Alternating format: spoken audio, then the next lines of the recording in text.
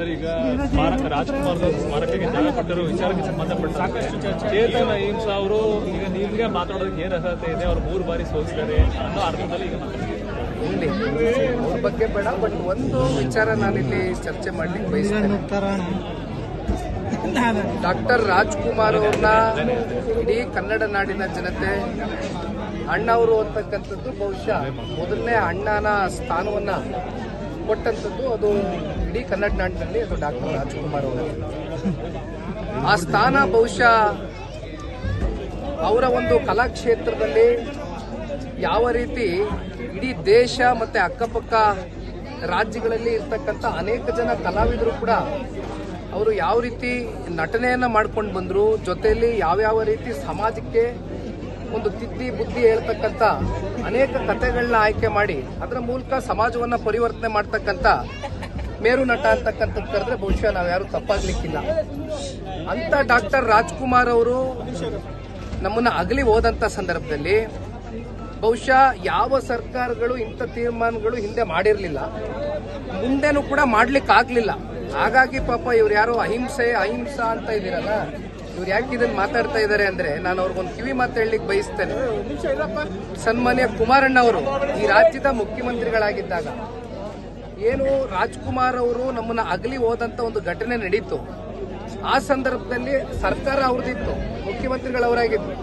ಆಗ ಅವರು ತಗೊಂಡಂತ ಒಂದು ನಿರ್ಣಯ ಬಹುಶಃ ಮುಂಬರ್ತಕ್ಕಂಥ ದಿನಗಳಲ್ಲಿ ಇಂಥ ಘಟನೆಗಳು ಏನಾದರೂ ಕಲಾಕ್ಷೇತ್ರದಲ್ಲಿ ಸಾಧನೆಯನ್ನ ಮಾಡಿರ್ತಕ್ಕಂಥ ಕಲಾಭಿಮಾನಿಗಳಿಗೂ ಕೂಡ ಗೌರವ ಸಲ್ಲಿಸಬೇಕು. ಜೊತೆಯಲ್ಲಿ ಯಾರ್ಯಾರು ನಟರು ನಮ್ಮ ಒಂದು ಕರ್ನಾಟಕದ ಕ್ಷೇತ್ರಕ್ಕೆ ಒಂದು ಕೊಡುಗೆಯನ್ನ ಕೊಟ್ಟಿದ್ದಾರೆ, ಇಂಥ ದಿನಗಳೇನಾದರೂ ಎದುರು ನೋಡಿದಂಥ ಸಂದರ್ಭದಲ್ಲಿ ಮುಂಬರ್ತಕ್ಕಂಥ ಸರ್ಕಾರಗಳು ಈ ರೀತಿಯಾದಂಥ ಒಂದು ಗೌರವವನ್ನು ಅರ್ಪಿಸಬೇಕು ಅಂತಕ್ಕಂಥ ಹಿನ್ನೆಲೆಯಲ್ಲಿ ಒಂದು ಮಾರ್ಗದರ್ಶನವನ್ನು ನೀಡಿದಂಥದ್ದು ಸನ್ಮಾನ್ಯ ಕುಮಾರಣ್ಣವರು ಒಂದು ಮೇಲ್ಪಂಕ್ತಿಯನ್ನು ಹಾಕೊಟ್ರು. ತಪ್ಪೇನಿದೆ? ಈಗ ನಾನು ಇನ್ನೂ ಬಹಳ ನನ್ನ ಅಚ್ಚುಮೆಚ್ಚಿನ ಅಂಬರೀಷ್ ಅಣ್ಣ ಅವರು ನಿಧನರಾದಂಥ ಸಂದರ್ಭದಲ್ಲಿ ಬಹುಶಃ ಸನ್ಮಾನ್ಯ ಕುಮಾರಣ್ಣ ಅವರು ನಡ್ಕೊಂಡಂಥ ರೀತಿ ಏನಿತ್ತು, ಇದು ಬಹುಶಃ ನಾನು ಅಂಬರೀಷ್ ಅಣ್ಣನ ಏನು ಬಹಳ ಹತ್ತಿರದಿಂದ ನೋಡಿದ್ದೇನೆ. ಕುಮಾರಣ್ಣ ಅವರು ಮತ್ತೆ ಅವರ ಒಂದು ಸಂಬಂಧ ಮತ್ತೆ ಅವರ ಬಾಂಧವ್ಯ ಏನಿತ್ತು ಅದು ಇಂದಿನಿಂದ ಅಲ್ಲ. ಕನ್ನಡ ಚಿತ್ರರಂಗದಲ್ಲಿ ಹಂಚಿಕೆದಾರರಾಗಿ ನಿರ್ಮಾಪಕರಾದಂಥ ಕುಮಾರಣ್ಣ ಅವರು ಜೊತೆಯಲ್ಲಿ ಅಂಬರೀಷ್ ಅಣ್ಣ ಅವ್ರನ್ನ ರಾಜಕೀಯಕ್ಕೆ ಕರೆ ತರಲಿಕ್ಕೆ ನಿರಂತರವಾಗಿ ಅವ್ರ ಜೊತೆ ಇದ್ದಂಥ ಒಡನಾಟ ಆ ದಿನಗಳಲ್ಲಿ ನಾನು ಕೂಡ ಚಿಕ್ಕ ವಯಸ್ಸಿನ ಹುಡುಗ, ಅವ್ರನ್ನ ಅವತ್ತಿಂದ ನೋಡ್ಕೊಂಡ್ಬಂದ್ವು. ಕೊನೆಗೆ ಅವರು ನಮ್ಮನ್ನ ಬಿಟ್ಟೋದಂಥ ಸಂದರ್ಭದಲ್ಲಿ ಸನ್ಮಾನ್ಯ ಕುಮಾರಣ್ಣ ಅವರು 2ನೇ ಬಾರಿ ಮುಖ್ಯಮಂತ್ರಿಗಳಾಗಿದ್ದರು. ಆಗ ಅವ್ರಿಗೆ ಅರ್ಪಿಸಿದಂಥ ಗೌರವ ಅದೇ ಡಾಕ್ಟರ್ ವಿಷ್ಣುವರ್ಧನ್ ರವರು.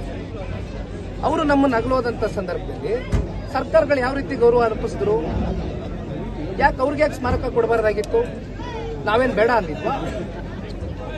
ಕುಮಾರಣ್ಣ ಅವ್ರ ಮೇಲ್ಪಂಕ್ತಿ ಯಾಕೆ ಕೊಟ್ಟೋದು, ಯಾವ ರೀತಿ ನಡೆಸ್ಕೋಬೇಕು ಕಲಾವಿದರನ್ನ ಅಂತ ಕನ್ನಡ ನಾಡಿನಲ್ಲಿ ಇದನ್ನ ಮಾಡ್ಬೋದಾಗಿತ್ತಲ್ಲ ಮುಂಬಂತ ಸರ್ಕಾರಗಳಲ್ಲಿ. ಅದೆಂತದೋ ಫ್ಯಾನ್ ವಾರು ಗೀನ್ ವಾರು ಅನ್ನೋದಕ್ಕೆ ಯಾರಪ್ಪ ಸೃಷ್ಟಿ ಮಾಡಿರೋದು?